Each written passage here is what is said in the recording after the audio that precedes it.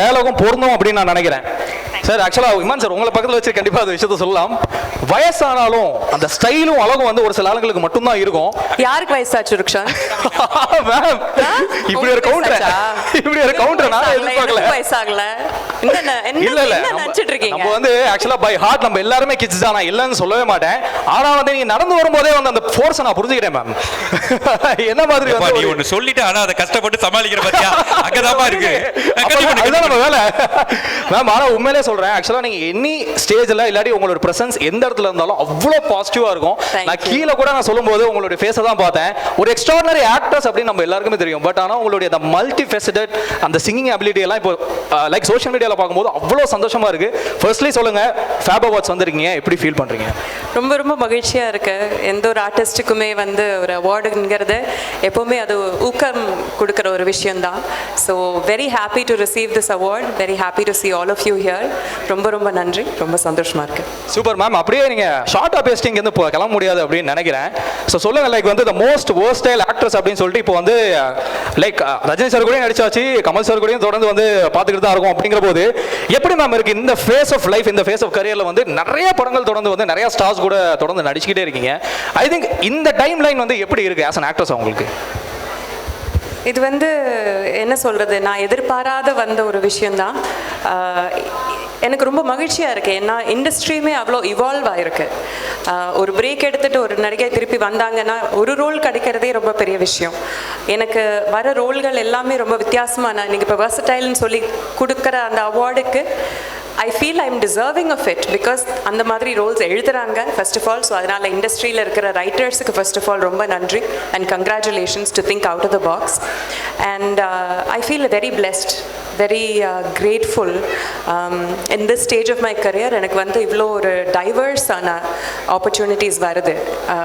வில்லனாகவும் பண்ணுறேன், ஹீரோயினாகவும் பண்ணுறேன், கேரக்டர் ரோல்ஸும் பண்ணுறேன், காமெடி ரோல்ஸும் பண்ணுறேன், ஹாரர் மூவிஸ்லேயும் பண்ணுறேன், எல்லாமே பண்ண முடியுது. ஸோ ரொம்ப மகிழ்ச்சியாக இருக்குது. யாரும் கண்ணு வச்சிடாதீங்க. ஸோ அதனால தலையே கட்டிக்கிறேன். கண்டிப்பா எஸ் கமலேஷ் பாஸ், நீங்க ரொம்ப நேரம் அது எதுக்காக உங்களுக்கு எல்லா ரோலும் வருதுன்னா, ஏன்னா வானவில் ஆரம்பிச்சிங்களா, அதில் 7 கலர் இருக்குல்ல, அதில் 7 சேர்ந்து உங்களுக்கு வந்துகிட்டே இருக்கு மேம். இப்போ உங்களை வச்சுட்டு நான் இமான் சார்ட்ட ஒரே ஒரு விஷயம் கேட்டுக்கிறேன். சார் வந்து நித்யஸ்ரீ அம்மா ரொம்ப அழகா பாடிட்டு போயிட்டாங்க. இமான் சார் பாடாம அவர் நம்ம கீழே இறக்குனா அது வந்து கண்டிப்பா, ஏன்னா அவர் எல்லாரையும் பாட வைக்கிறவர். இன்ஃபேக்ட் இன்னைக்கு ஒரு அற்புதமான ஒரு பாட்டு ரிலீஸ் ஆயிருக்கு. சார் பண்ண இசையமைச்ச ஒரு படம் பாம்புங்கிற ஒரு படம் அடுத்த மாசம் ரிலீஸ் ஆக போறது. நானும் நடிச்சிருக்கேன். பியூட்டிஃபுல் சாங் சார், அமேசிங்கா இருக்கு. இவர் கை வச்சாலே அற்புதமா தான் இருக்கும். பட் நீங்க எல்லாரும் பாருங்க, பாம்புங்கிற படம் நெக்ஸ்ட் மந்த் வருது. சின்ன ஒரு ப்ரொமோஷன் நானே பண்ணிடுறேன் இப்போவே. நிச்சயமா மேம்.